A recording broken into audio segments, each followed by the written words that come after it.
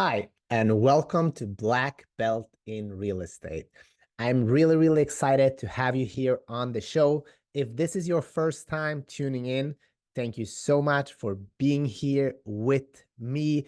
This is the show where I, Peter Jumrukovski, a local real estate expert and also a former world medalist in karate, shares opinions, thoughts, facts about the current real estate market in Los Angeles. This is a great show if you're looking to buy, sell, or invest in this area. And most of the things that I talk about do actually apply all over the country and all over the world. So I hope you enjoy the show. Before we get started, if you do enjoy the show, please help us grow. Share this with a friend or family member that really needs to listen to this show and that are interested in real estate. Also, just know that I'm very much approachable. I would love to talk to you about real estate and potentially help you win in this real estate market. Today is actually going to be a fun show. It's going to be a mini series about remodeling, and I call this this show today "Remodeling Mistakes." There might be a second one. I'm not sure yet. We'll see how much we can dig in during today's show. But most important thing is I want to share. Me and my wife, we bought a townhome in Marina Del Rey. It's a little bit more than a year ago now. It was a fixer-upper, and we bought it at a great timing. It was right before the holidays of 2022. 2022, that's correct. Time goes by really quick. And the rates have gone up and the market had slowed down. We got a really good value. Obviously, that's awesome, especially as a real estate agent. Feels good to get good deals, but it needed so much work. And we actually did a lot of mistakes. And with me, I'm saying I did a lot of mistakes. My wife was probably more in tune than I was. And sometimes when you're brave and taking a leap of faith, it turns out really good. So at the end of the day, we love our home now. It's awesome, and it's appreciated as well because what a good timing. So everything turned out great, but I wish I knew a couple of more things coming into this, and I just wanted to share that with you because if you're thinking about buying a fixer-upper and don't really know what the costs are, what the process are, I think today's show is going to help you. And I can't share everything on a podcast. So if you're intrigued and curious, let me know and let's jump on the phone and talk about it. I'm happy to share more in depth and more details. So one thing that I plan doing, if you buy a property, you might not know, or you do inspections when you're in escrow. Sorry, I was a little bit thirsty there. You do inspections, and typically you have a 10 to 15-day inspection period. We had a 10-day, and we were planning to bring a contractor or two during the inspection period, but what happened was that the contractor couldn't make it because there wasn't a family emergency. So we never ended up getting an estimate of what the remodel would cost, and I kind of ballparked it, and I was probably underplaying it because I really wanted to move forward, get a home, and it was exciting. So that I think that was it was a blessing in disguise, because if we would have known how much it would actually cost, we might not have moved forward. But now, in hindsight, it was a very good decision. But you should know what your remodeling costs would be, or at least getting a quote, because in reality, whatever the contractors say, it's going to probably cost, more, sometimes even much more.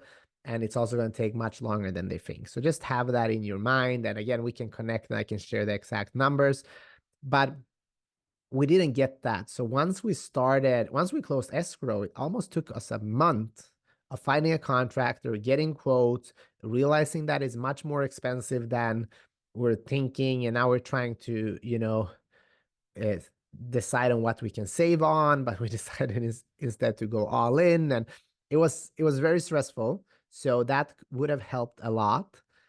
So always bring a contractor to your inspections. If you have a great real estate agent, they should be able to help provide this to you. And sometimes it's hard to get a contractor out just to bid on something that you haven't even bought, but it might be a good investment even to pay them for that.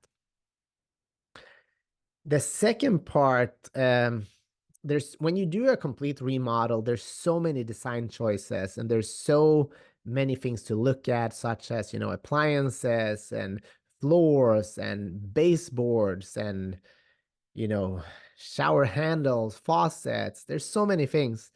And when you start looking, you get FOMO, which is, I probably know, is fear of missing out, because now you're thinking, I want this, but what if there's something that's going to match better? And if we talk about, we had a lot of brass finishes in our home. There's so many nuances of brass. So to get them all to look good together takes a lot of time. And my wife had a suggestion that we should hire a designer. We even interviewed a couple of designers, but because it was our first home and we were already spending so much, we were also trying to save a little bit. And we decided not to go with a designer. So now we became the designers. And my wife, she's amazing at doing this, but it took so much effort and energy and, just choosing the wall color. We said we want white. And the painter said we have 100 whites. Okay, which one is good? And did you know that you have different paint in the ceiling than you have on the walls? And do you want the home to look warm or cold, or there's so many nuances, and you kind of go crazy, and then you start Googling it, you go down this rabbit hole, and you don't make decisions. What happens when you don't make decisions? Projects takes longer and ending up costs more money. And we also lived in our apartment at the time, so we had to pay rent there. So again, we weren't really streamlined because there were so many decisions to make, and trying to live life at the same time. So a designer would be awesome if you can, or at least have somebody that can help you. One thing that we missed out, we had a great contractor, basically a family friend, but we did not establish clear timelines and plans. So there was no really weekly check-ins, and no matter how well you know your contractor, most contractors are not, that good at planning, and they do a project here, a project there, and they don't have full control over the subcontractors. And we also brought in some of our own people.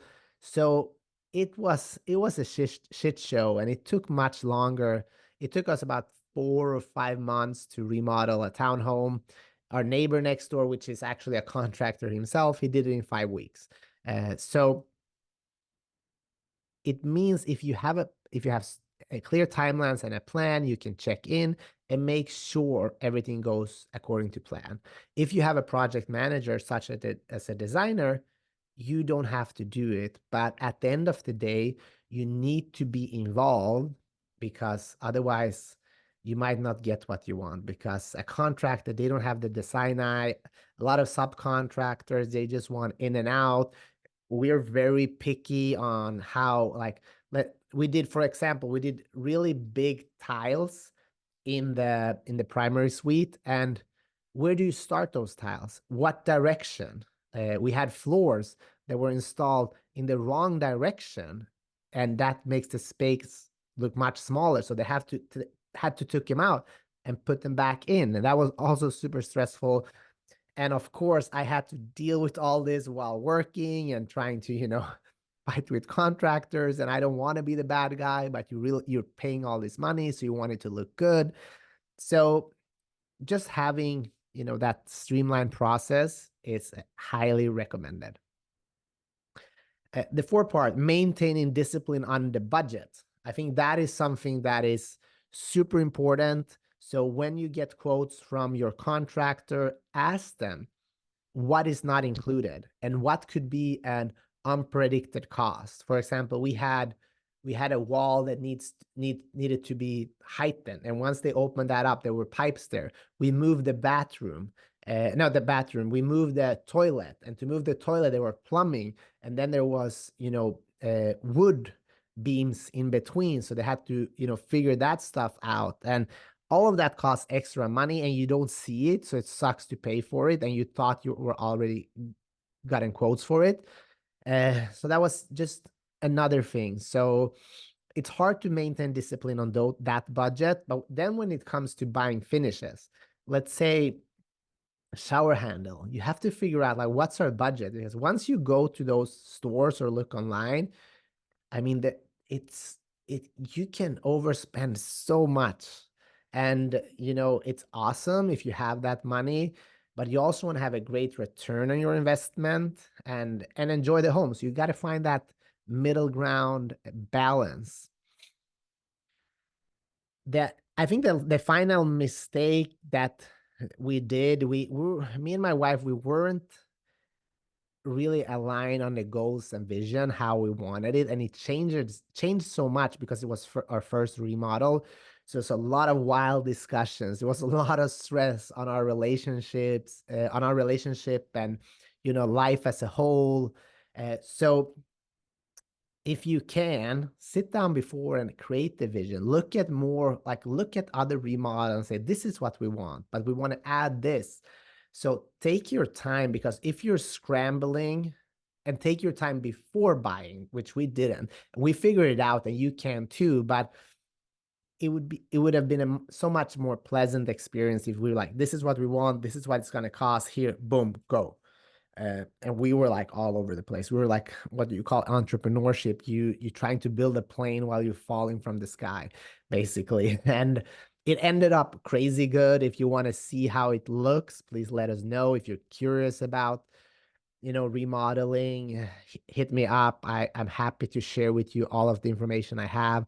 It's been a great experience because we love our home. We gained tons of equity, and it's been fun to be able to say that we choose everything in this home, and we did it exactly the way we wanted to look. So uh, that's awesome. In short, buying a fixer or doing a remodel could be a great experience, but you got to plan a little bit more.